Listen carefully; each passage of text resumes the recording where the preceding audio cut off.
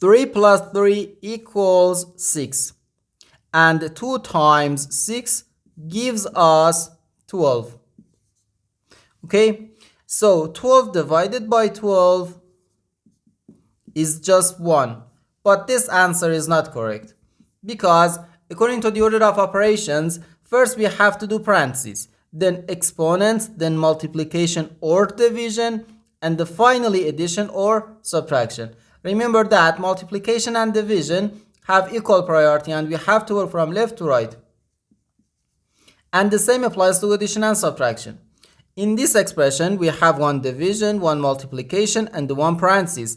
Inside this parenthesis, we have one addition. Here we have a multiplication, because in mathematics, when a number is placed next to parentheses, it means multiplication, and we usually don't write the multiplication sign for brevity. Okay, so according to the PEMDAS, first we have to do this parenthesis, then this division, and finally this multiplication. If we do this multiplication before this division, it is wrong.